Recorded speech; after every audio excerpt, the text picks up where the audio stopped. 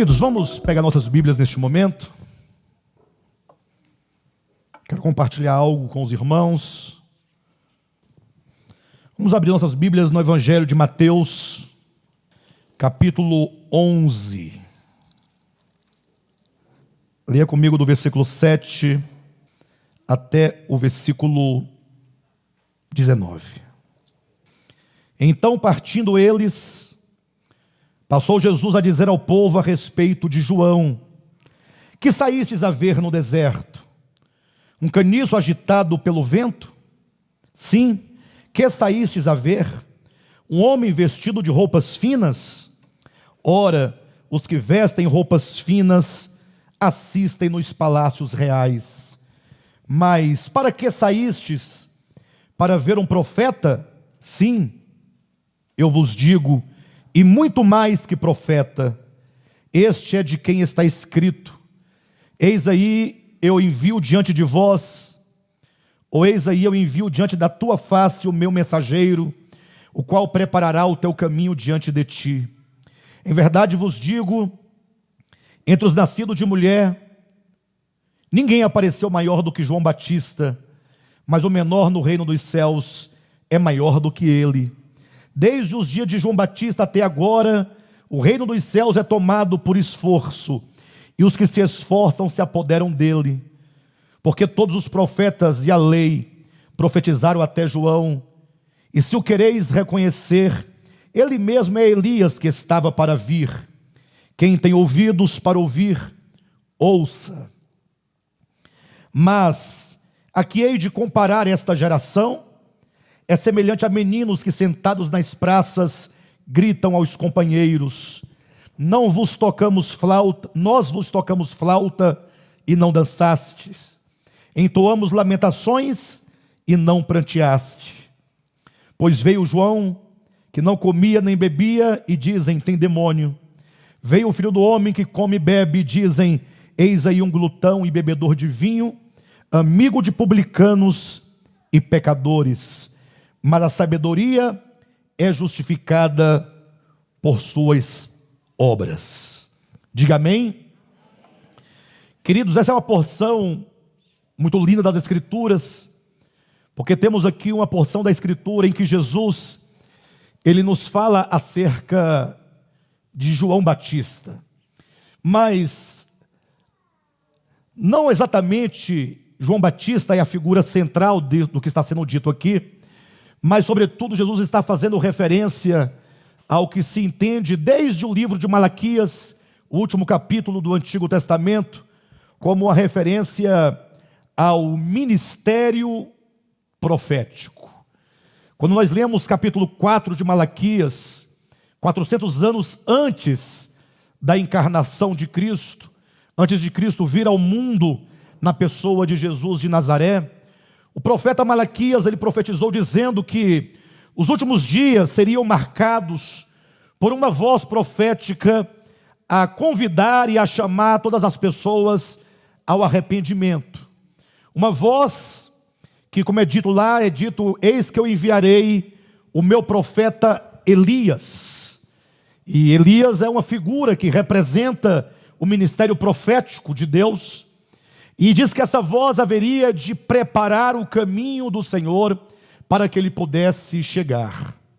Interessante que, quando é dito acerca dessa voz profética, lá em Malaquias capítulo 4, ali nós temos uma referência imediata à primeira vinda de Jesus. Ou seja, é dito que esse ministério profético haveria de anunciar a vinda de Cristo e, portanto, haveria de anunciar a primeira vinda de Jesus, assim como também essa mesma voz haveria de proclamar e de anunciar a segunda vinda de Cristo. Ou seja, precedendo tanto a primeira quanto a segunda vinda do Cristo de Deus, essa voz profética haveria de ecoar, de anunciar a chegada do Cristo. E quando as pessoas então leem acerca da vinda de Jesus, leem acerca dessa voz profética que anuncia a chegada do Cristo, a chegada do Messias, logo nós somos tentados a imaginar que é apenas um arauto dizendo que ele está chegando, e logo as pessoas pensam, então se Jesus está chegando, então eu quero vê-lo e eu quero recebê-lo. O que isso é louvável, de certo modo, querer ver o Messias, querer se encontrar com o Messias, como no caso nos dias de hoje, quando se fala da segunda vinda de Cristo, logo os crentes dizem, que maravilha que Jesus venha logo, porque eu quero me encontrar com Jesus, eu quero estar com Jesus. E isso é louvável, porque isso, de certo modo, aponta para esse desejo que nós temos de ver Jesus, de estar com Jesus, porque nós cremos nele e nós o amamos.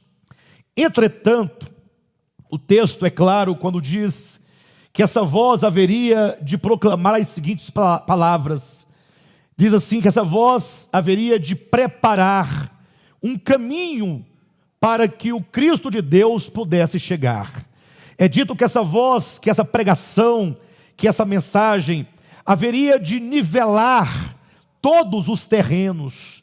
Diz que os vales seriam aterrados e os outeiros seriam nivelados, como quem que pavimenta uma estrada, como quem que pavimenta um caminho para que o Cristo de Deus possa chegar. A verdade em torno dessa mensagem é que o Cristo de Deus precisa de um caminho pelo qual ele possa vir. Ele precisa de um caminho pelo qual ele possa caminhar. E é certo que esse caminho não é um caminho literal, é um caminho espiritual. É um caminho que se pavimenta no coração humano. É um caminho que se pavimenta na consciência humana. Fizeram-me um comentário acerca do nosso livro, Nascidamente. Alguém leu o livro e fez o seguinte comentário. Falou assim, muito bom o livro.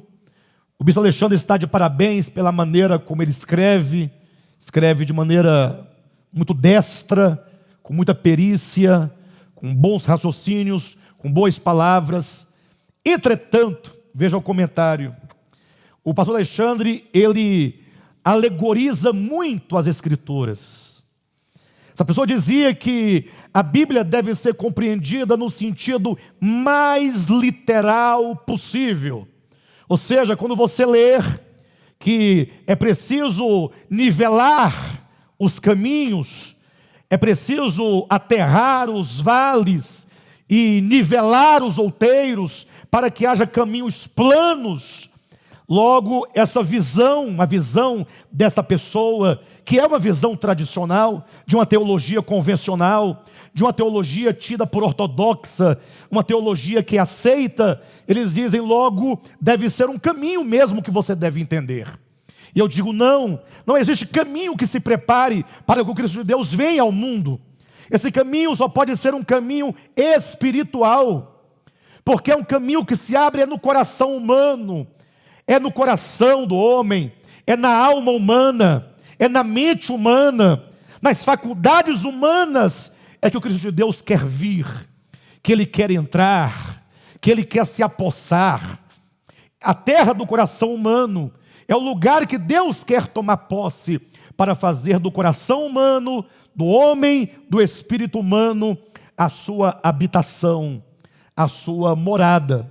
Por isso o texto que nós lemos essa noite, o texto de Mateus capítulo 11, no versículo 7, começa dizendo assim, me acompanhem.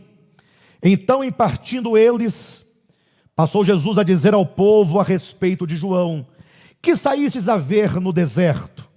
Um caniço agitado pelo vento? Sim, que saístes a ver.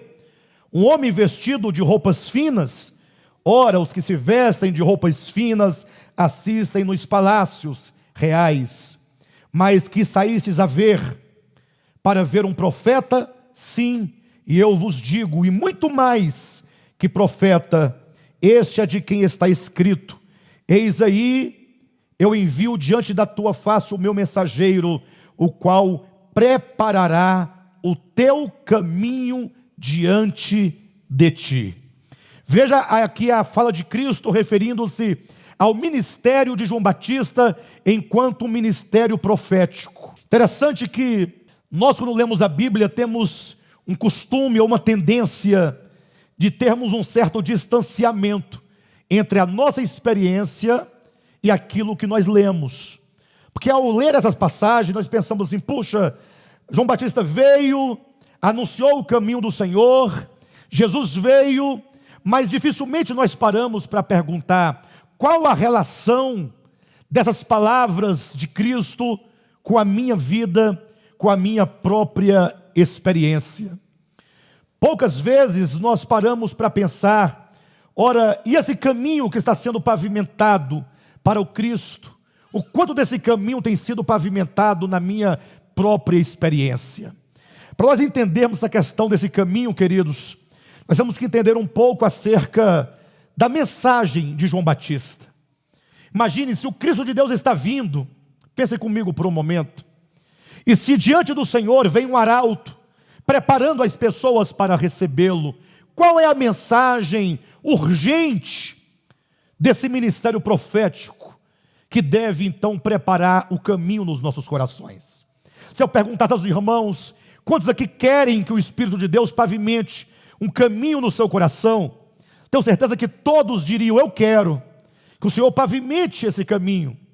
Mas a grande questão a ser levantada é como esse caminho é pavimentado.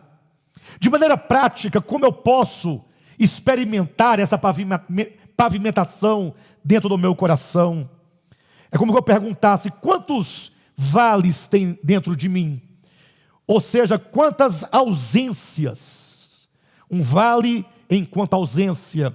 Ou quantos outeiros tem dentro do meu coração?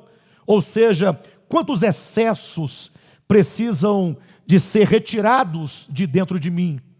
De modo prático, nós precisamos entender que esse caminho não é somente uma mensagem que se anuncia, uma mensagem que se prega, não é somente uma metáfora que se usa, mas é algo prático que nós devemos entender a partir da mensagem de João Batista.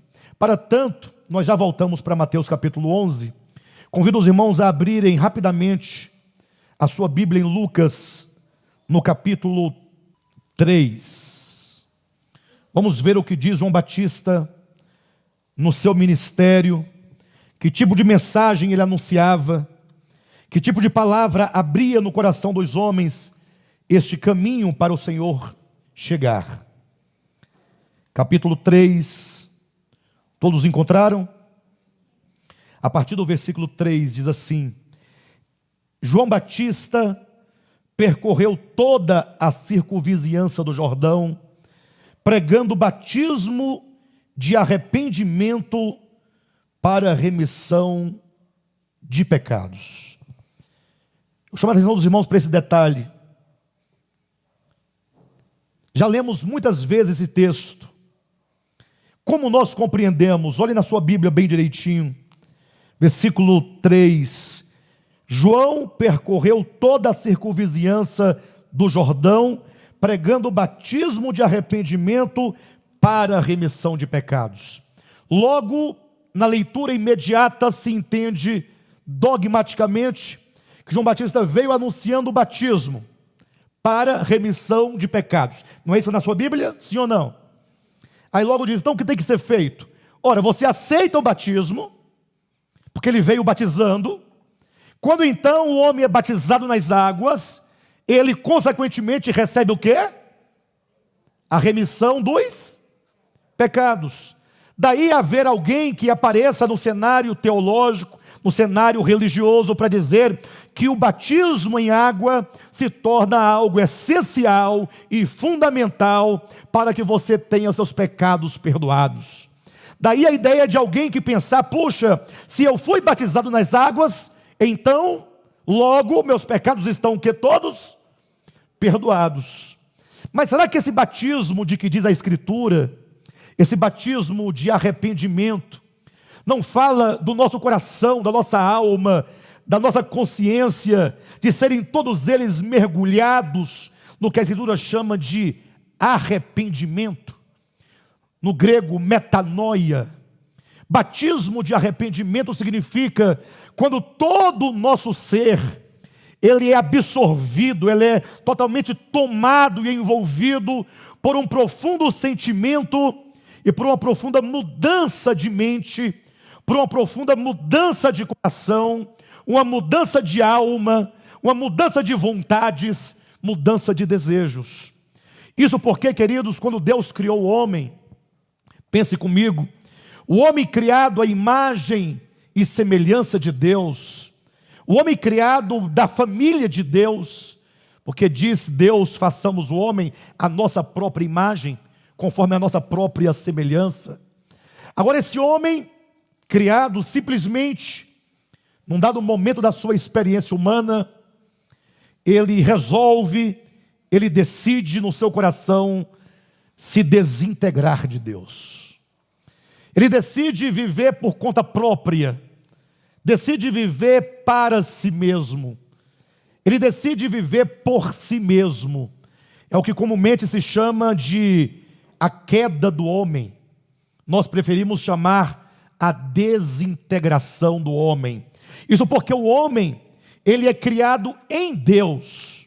E a melhor figura para ilustrar essa relação do homem com Deus e a sua dependência para com Deus é aquela figura da videira com seus ramos.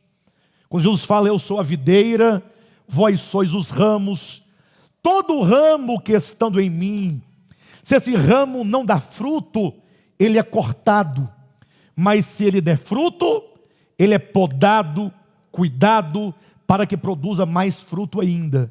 Então essa ideia desse ramo ligado à videira, fala dessa ideia de que o homem, ele é criado em Deus, de Deus ele procede, e portanto a existência do homem só faz sentido se o homem se entender como algo que procede de Deus e que depende de Deus para todas as coisas.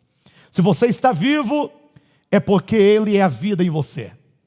Se você está escutando, ou se está falando, ou se está respirando, ou se você caminha, se você se move, se seus olhos piscam, se seus órgãos funcionam, se o sangue corre na sua veia, tudo isso é em razão de nós sermos procedidos de Deus e de Deus ser a vida dentro de nós. Mas o homem, no início da sua história, ele considerou que ele podia viver sem Deus, viver por si mesmo, viver para si mesmo. E daí os irmãos sabem muito bem da história. O homem, ele cultivou no seu coração uma independência de Deus, e essa independência de Deus, como que numa disputa com o próprio Deus, acabou se tornando uma inimizade. O homem desenvolveu uma profunda inimizade no seu coração contra Deus, contra a criação e contra o seu próximo. Parece no primeiro momento que é só um discurso um tanto vazio, que o homem tenha tal inimizade. Mas quando nós olhamos para os homens nas suas relações, o que nós vemos? Nós vemos paz entre os homens ou vemos conflitos? Nós vemos uma humanidade que se ama, que se ajuda, que acolhe, ou uma humanidade que está cada dia mais fragmentada, mais polarizada, uma humanidade mais cheia de ódio, mais cheia de rancor, sentimentos esses perversos que se manifestam inclusive dentro dos círculos de família, de amigos, de irmandades, de igrejas. Essa inimizade que a Bíblia chama de pecado, é a causa de todas as nossas ofensas que nós causamos uns aos outros.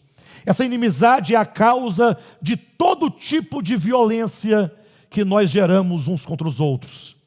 E há uma série de violências que nós cometemos constantemente em razão dessa inimizade, em razão do ego que nos controla.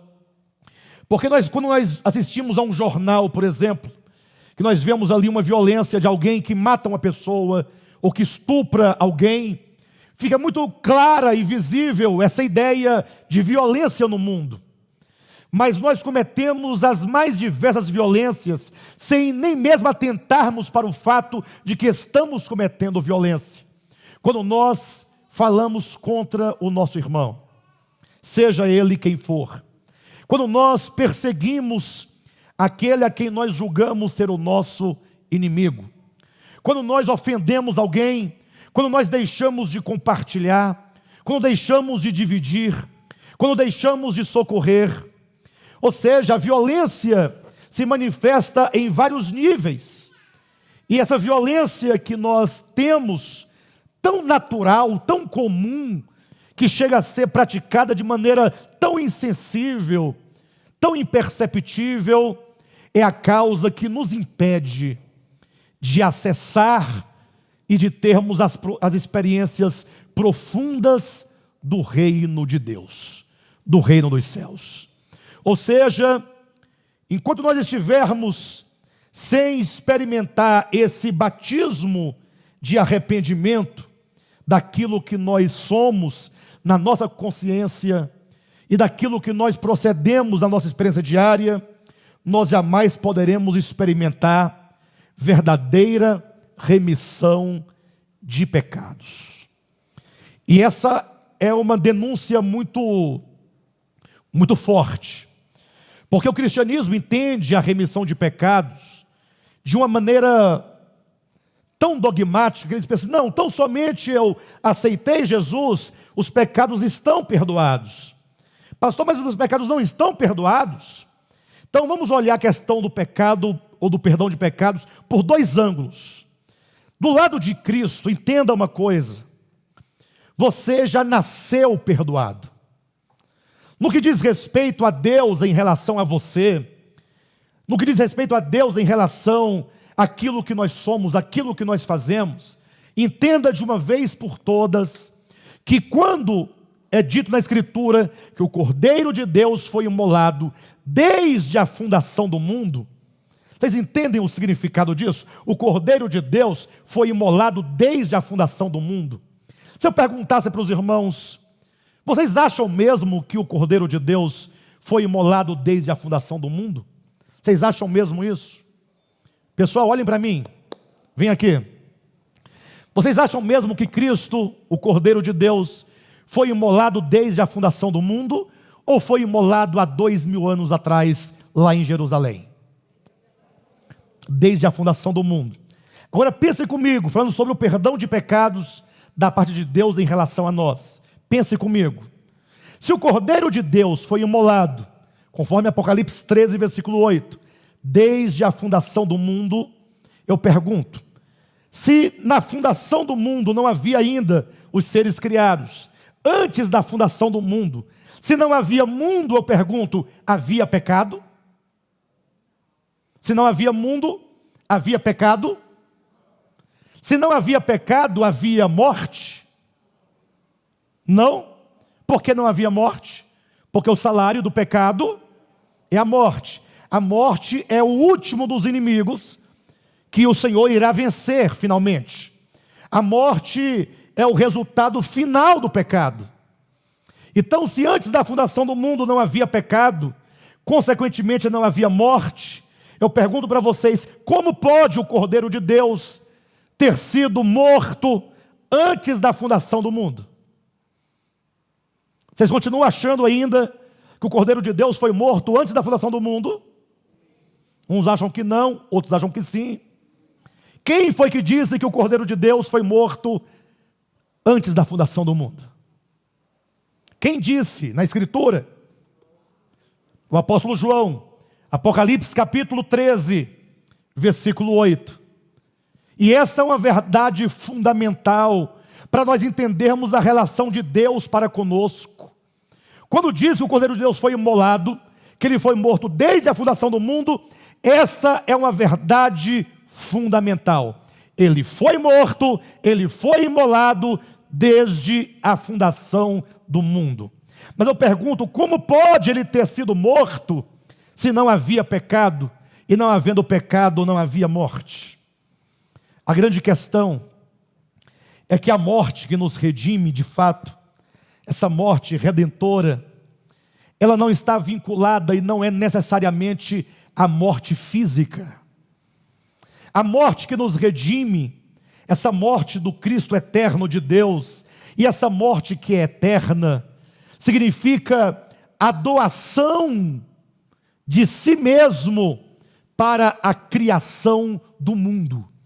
Deus jamais poderia ter criado o universo sem doar a si mesmo enquanto vida para que o universo viesse à existência, para que o mundo viesse à existência. Deus é o ser absoluto que está constantemente se doando e se entregando. A obra de criação nunca acabou. Ela é uma obra constante, porque Deus é o criador de tudo, que está constantemente gerando, constantemente criando, constantemente mantendo, a tudo e a todos alimentando, a todos sustentando. Essa entrega divina, essa doação divina, é o que a Escritura chama de morte, de morrer.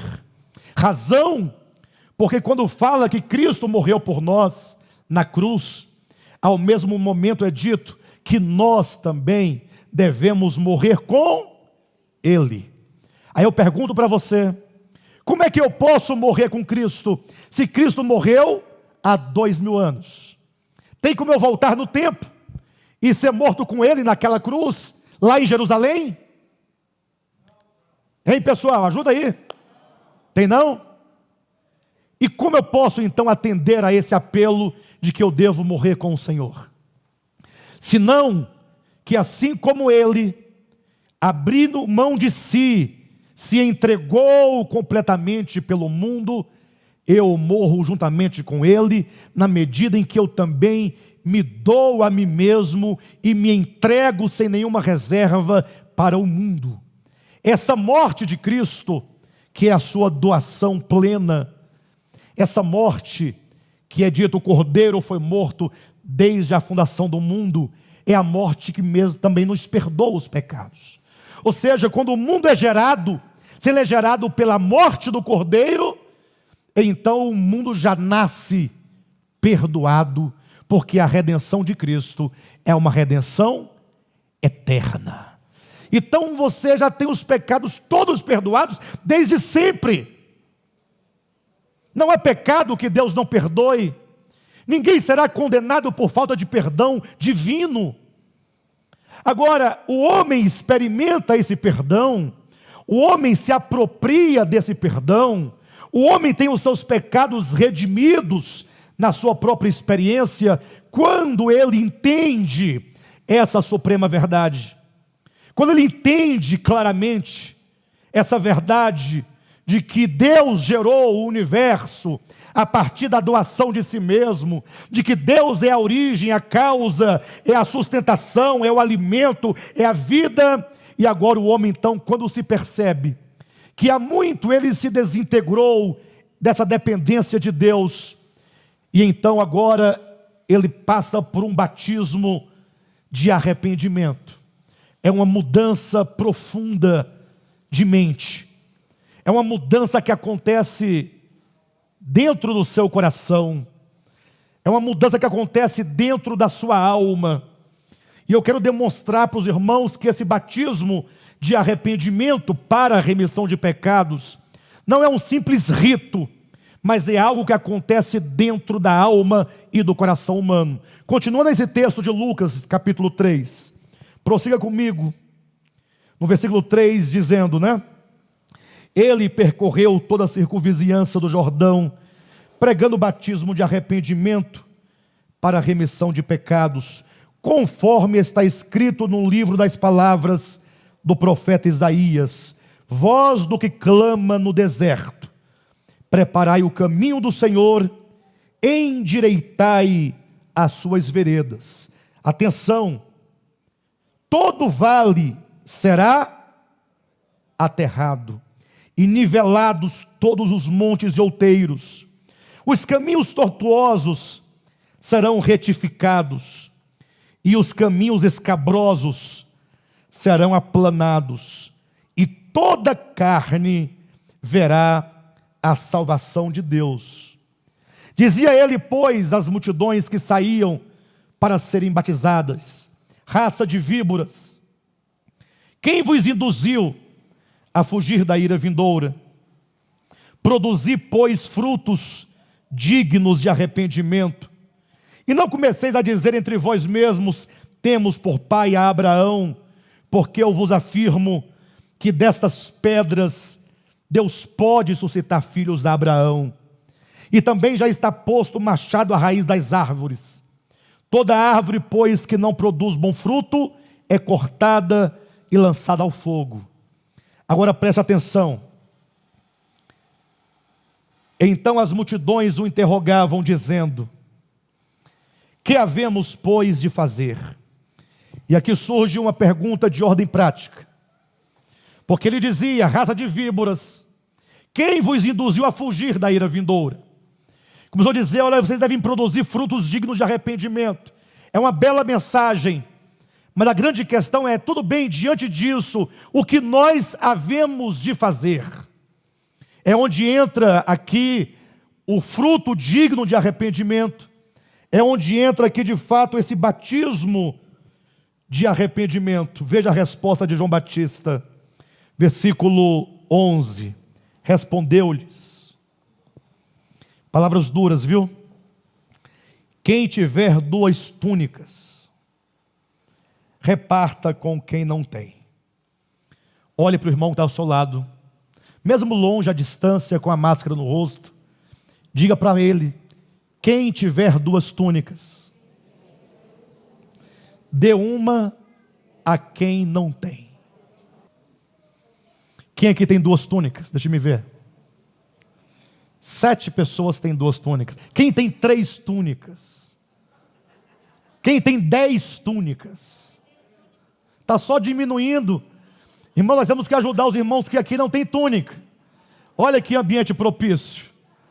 Aqui tem 10 irmãos que têm mais de 3 túnicas, e a maioria não tem nenhuma. Então nós temos a oportunidade já de atender aqui mesmo, aqui dentro. Veja que junto com a pregação do Evangelho, fala de mudança de coração. Não é um evangelho vazio, não é um evangelho de palavras, de filosofia, de ideologia, é um evangelho prático, porque é a nossa inimizade, a inimizade do pecado, é que nos faz viver como se não houvesse alguém do nosso lado a quem falta uma túnica. Os irmãos já imaginaram como seria um mundo diferente se todos nós cristãos, não nós do DEVAP não, mas nós do DEVAP e todos os irmãos da IURD, e todos os irmãos da Presbiteriana, todos da Assembleia, todos da Batista, todos os do Véu, todos os TJs, todos os Adventistas, todos da Casa da Bênção, que mais? Ajuda aí. Do Poço de Jacó, católicos, todos nós que nos dizemos cristãos, cada um doando uma túnica. Haveria alguma mudança no plano dos relacionamentos ou não? Por que se ouve tanto um evangelho que não tem compromisso com as mudanças relacionais? Hoje em dia se fala muito de que você, aceitando o evangelho, você vai ser próspero. João Batista dizia: arrependei-vos. É uma profunda mudança na nossa consciência, no nosso coração, na nossa alma. Essa palavra, ela pode não ser muito degustável para o nosso ego, mas é a palavra mais urgente e mais necessária, porque ela fala de batismo de arrependimento, e todos nós nos gabamos de que fomos batizados. Sim ou não? Todos nós, tem até aqueles que dizem: eu fui batizado, não foi numa piscina, foi num rio de água corrente. Sim, mas a grande questão é se de fato os pecados foram ou não foram redimidos, no sentido de que esses pecados foram tirados de nós, mas não simplesmente tirado no plano judicial, mas tratado no coração. Veja comigo o que João Batista continua dizendo, Versículo 11: quem tiver 2 túnicas, reparta com quem não tem. E quem tiver comida, aqui tem alguém que tem comida? Diga graças a Deus. Como Deus é bom para conosco, irmãos. Ele nos alimenta todos os dias. O pão de cada dia. Às vezes nós não somos nem gratos ao Senhor pelo que Ele nos dá. E agora o Evangelho, essa palavra profética, que quer preparar o caminho do Senhor no nosso coração, está dizendo: quem tem comida, faça o mesmo. Diga para o seu irmão ao seu lado: você tem comida? Reparta com quem não tem. Com aquele que não tem. Continuando o versículo 12. Foram também publicanos para serem batizados e perguntaram-lhe: mestre, que havemos de fazer? Versículo 13, respondeu-lhes: não cobreis mais do que o estipulado. Diga para o seu irmão que está ao seu lado: não cobre mais do que é devido.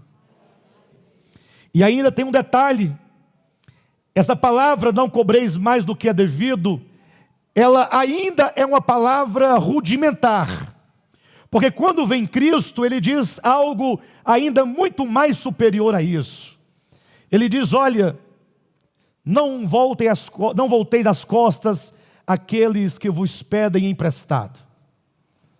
E quando vem Paulo, um pouco mais à frente, ele diz para aqueles irmãos que tinham problemas judiciais, problemas de dívidas, pessoas que tinham um problema com o outro, porque havia ali uma demanda, uma causa.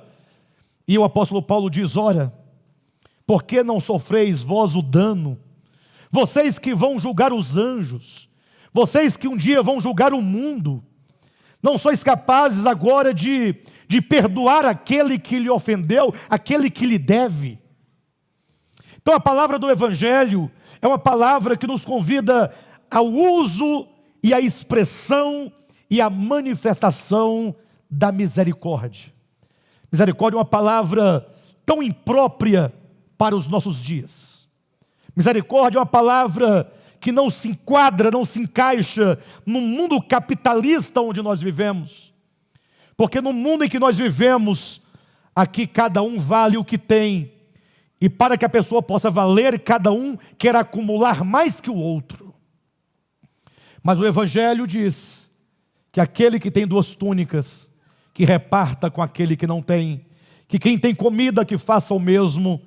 E aquele que porventura tem algo a receber ou a cobrar, que não cobre mais do que o estipulado.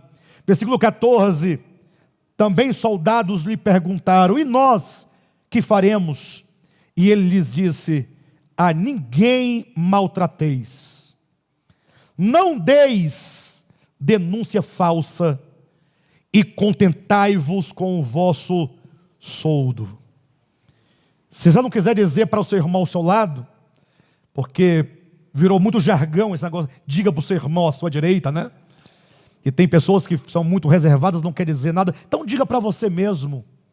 Diga assim: a ninguém maltrateis.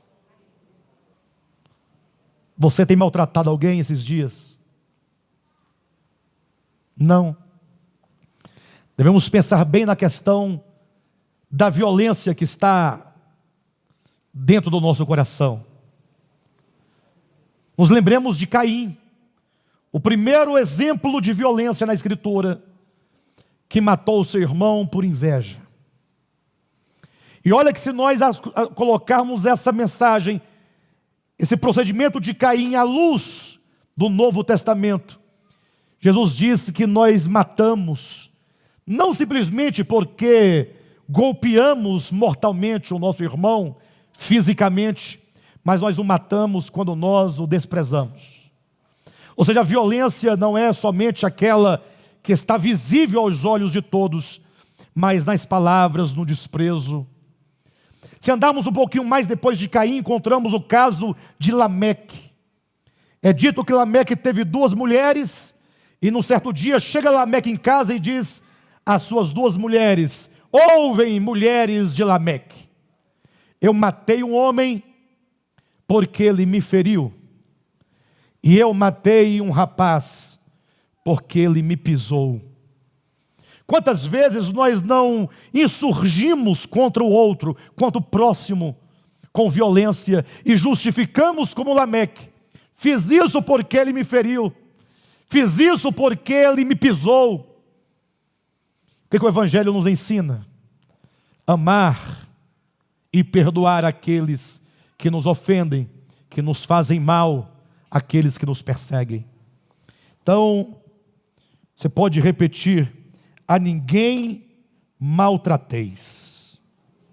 Ganhar essa consciência é algo muito necessário nos nossos dias, queridos. Quando nós entendermos que nós não temos o direito de maltratar absolutamente ninguém, e que não existe nenhum motivo, e nenhuma razão, e nenhuma justificativa para que nós possamos maltratar a quem quer que seja.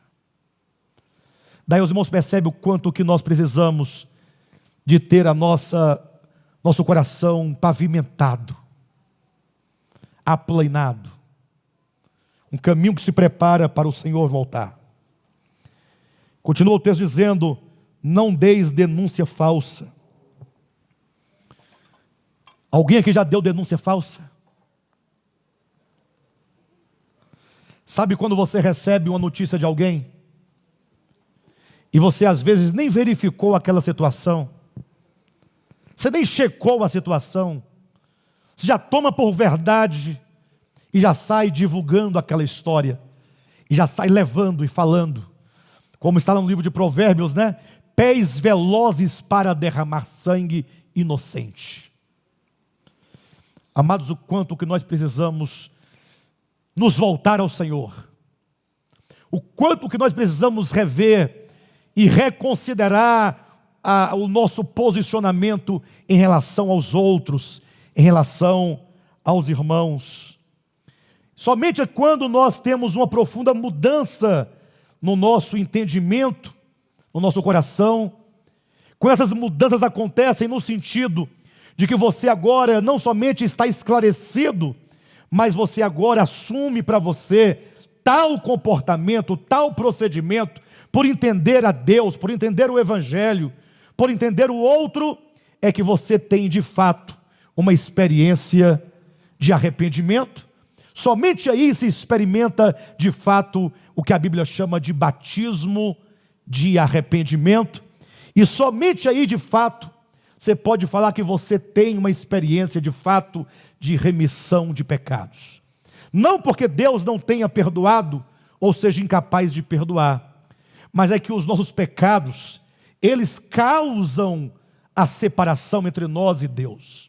Não é que Deus não quer lavar, não quer perdoar, não é isso, da parte de Deus, tudo já está feito. Sobretudo depois que Cristo realizou na cruz, há 2000 anos, mostrando ao mundo aquilo que já era verdadeiro desde a fundação do mundo. Mas o homem, ele só experimenta a verdadeira libertação dos seus pecados quando ele é lavado completamente na sua consciência e no seu coração. E isso se dá por meio desse batismo de arrependimento, dessa metanoia, dessa mudança real dentro de nós. A grande questão, e na semana passada, ou retrasada, eu ministrava aqui sobre a igreja de Laodiceia. A grande questão é que nós estamos assim tão embotados, que por mais que se fale claramente, parece que nós não entendemos. Voltando aqui ao texto de Mateus capítulo 11, ao texto original, abra sua Bíblia, veja o que é dito acerca dessa mensagem de João Batista. Capítulo 11, versículo 16. Mas a quem hei de comparar esta geração? Veja que o texto começa dizendo que João Batista, ele saiu a pregar, ele saiu a anunciar, Ele anunciou o batismo de arrependimento para a remissão de pecados, mostrando ao homem a necessidade de produzir frutos dignos de arrependimento, mostrando o caminho do arrependimento, as mudanças necessárias concernentes a essa violência tão violenta que nós temos dentro de nós contra os outros. E aí Jesus diz agora: mas a quem hei de comparar esta geração? Versículo 16, continuando, diz assim: essa geração é semelhante a meninos que sentados nas praças gritam aos companheiros: nós vos tocamos flauta e não dançastes, entoamos lamentações e não pranteastes. Pois veio João que não comia nem bebia e dizem: tem demônio. Veio o filho do homem que come e bebe e dizem: eis aí um glutão e bebedor de vinho. Esse é um texto muito complicado de se entender, embora está tão claro aqui para nós, mas poucos conseguem apreender o significado. Mas a que hei de comparar esta geração? Isso é Jesus perguntando. A geração de Cristo era assim, e a de hoje em dia não é diferente. A pergunta é: a que hei de comparar? Jesus traz essa metáfora tão maravilhosa. Ele diz: vou comparar aqueles que, ouvindo uma música de lamentação, que aqui é representado por João Batista. João Batista pregava o quê? Arrependimento. Arrependimento é uma canção de humilhação. Falar de arrependimento é falar de uma profunda tristeza. Falar de arrependimento é falar da nossa condição tão apodrecida, tão caída, que nos leva ao desespero. Se nós conseguirmos nos enxergar e perceber as nossas faltas, as nossas eivas, a nossa condição, esse canto de arrependimento de João Batista haveria de gerar em nós o quê? Tristeza e choro. Jesus fala: mas essa geração, diante dessa canção de arrependimento, nós não choramos, nós não nos entristecemos. Não tem a mensagem que nos faça chorar de arrependimento.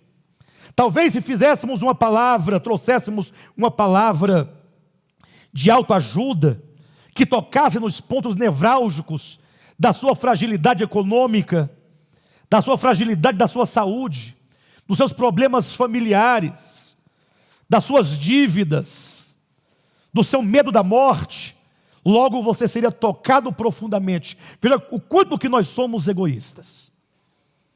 Aí nós nos alegramos ou choramos diante de uma mensagem que fala aquilo que eu preciso ouvir para mim. A palavra de arrependimento diz: não, você precisa olhar para o outro. O nosso problema é em relação ao outro. Se você tem duas túnicas, observa, tem alguém do seu lado que não tem nenhuma. Se você tem comida, tem alguém que não tem comida nenhuma.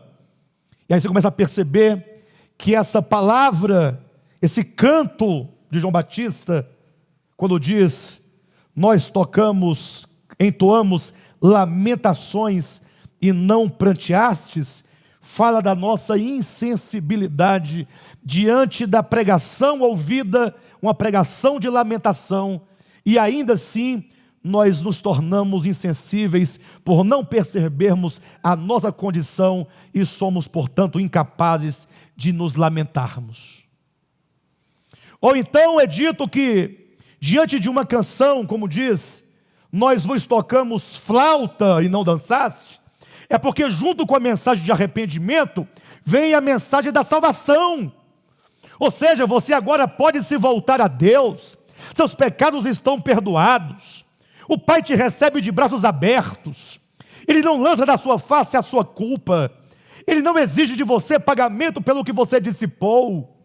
O Senhor não requer absolutamente nada de nós em troca da sua graça, do seu amor, da sua misericórdia. Que palavra maravilhosa!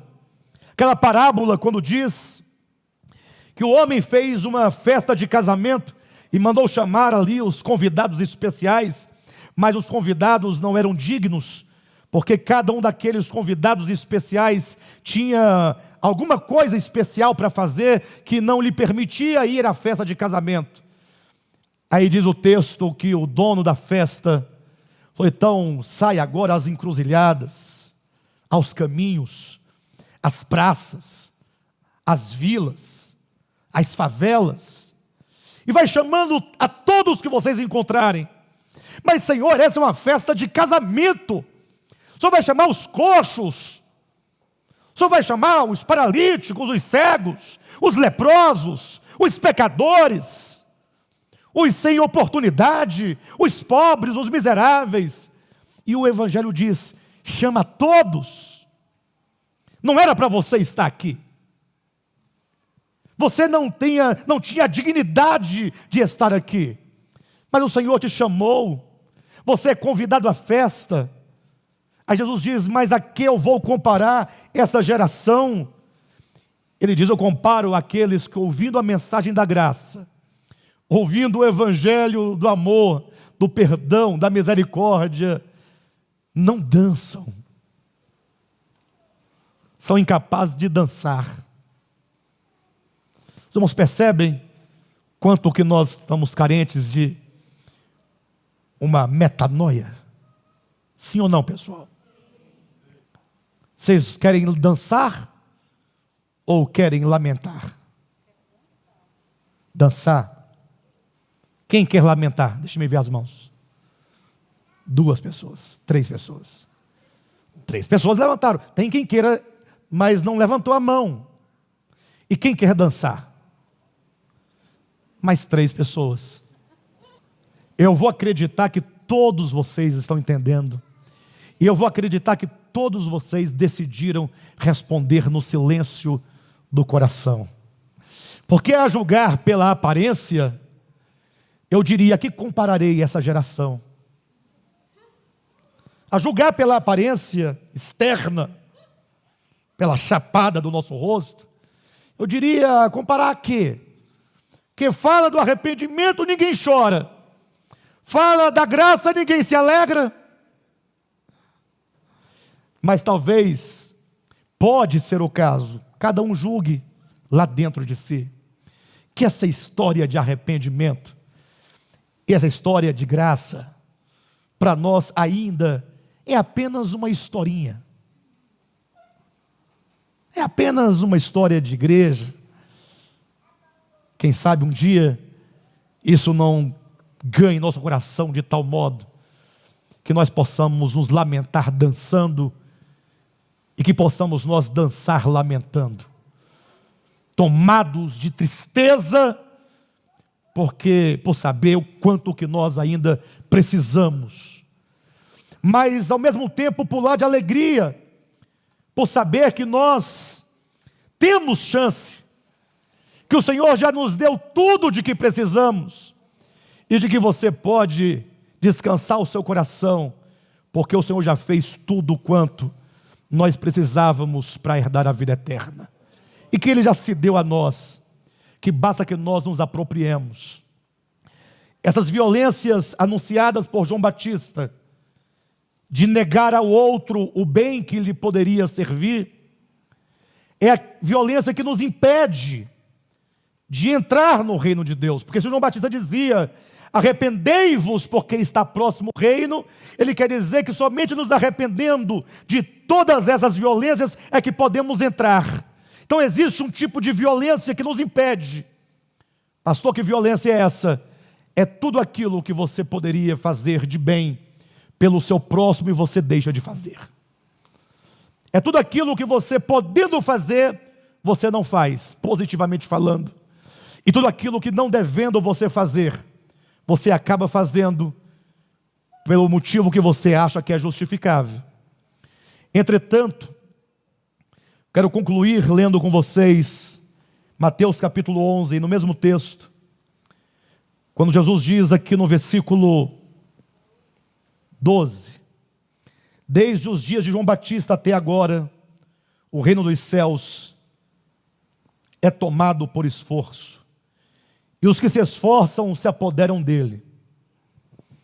Eu acredito que por falta de encontrar uma palavra talvez mais apropriada no pensamento de quem traduziu esse texto para a versão em português, Os tradutores preferiram dizer que o reino de Deus é tomado por esforços, e os que se esforçam se apoderam do reino de Deus.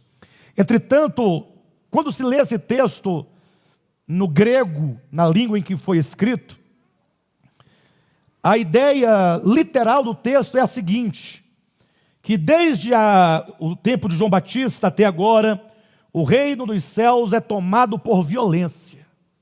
E aqueles que usam de violência se apoderam do reino de Deus. Interessante que, lendo esse texto e fazendo algumas pesquisas, encontrei uma linha de raciocínio de alguém que não pôde entender como pode tomar o reino de Deus por violência. E como pode os violentos se apoderarem do reino dos céus? Alguém chegou à conclusão de que Jesus estaria dizendo que o reino de Deus estava sendo usurpado, roubado violentamente pelos falsos profetas. Como quem dissesse assim: olha, eles estão usurpando violentamente aquilo que não lhes pertence. Mas o texto é claro no seu significado, que é como que dissesse que ninguém entra no reino de Deus sem se esforçar. Mas esse esforço não é um mero esforço religioso de quem faz uma coisa ou outra, mas esse esforço é um uso de uma violência contra você próprio.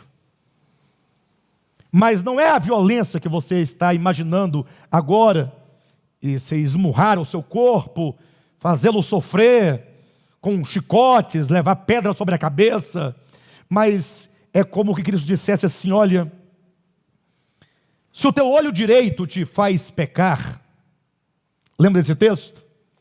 Ele diz: arranca-o.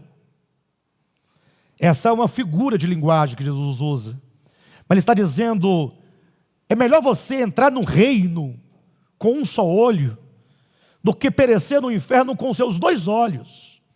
Em outras palavras, para você entrar no reino, aquilo que porventura em você é o impedimento, deverá ser radicalmente tratado. Agora imagine só a pessoa ter que arrancar o próprio olho. Não entenda isso literalmente, não vá chegar em casa e não vá arrancar o seu olho, porque se você arrancar o seu olho, você vai continuar pecando do mesmo jeito. A ideia é que você vai ter que lutar contra si mesmo. É aquela ideia, porque quando as coisas acontecem comigo, a minha primeira tendência é querer ser uma pessoa vingativa, uma pessoa violenta, uma pessoa que vai retaliar a outra pelo que ela fez. Aí o Evangelho fala: não, você precisa se voltar contra você mesmo, tratar a sua alma, negar a si mesmo, tomar a sua cruz, porque o caminho que conduz à vida é um caminho estreito, e a porta de acesso à vida é uma porta estreita.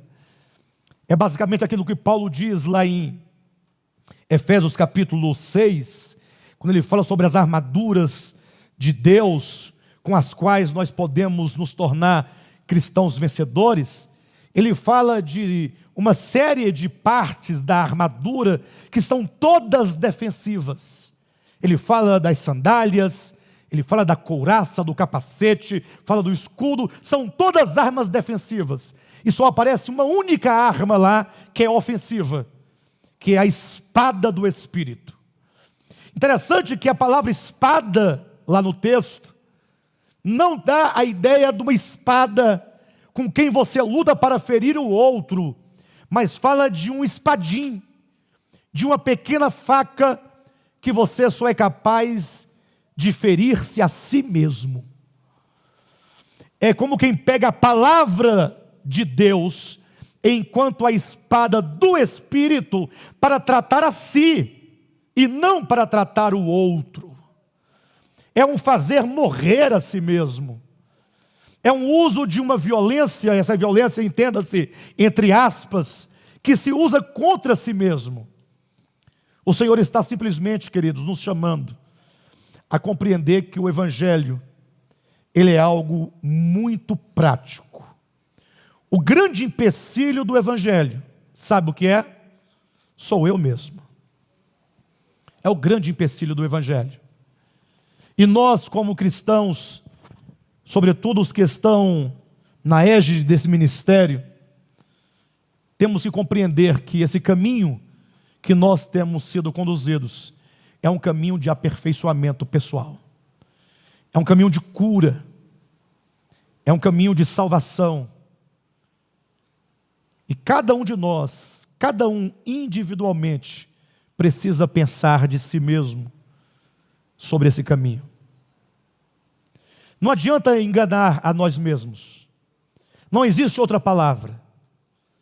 Eu sei que nós estamos talvez um pouco ainda distantes, mas nós estamos caminhando. Nós estamos caminhando. E nesse caminho, nós temos que saber exatamente como proceder.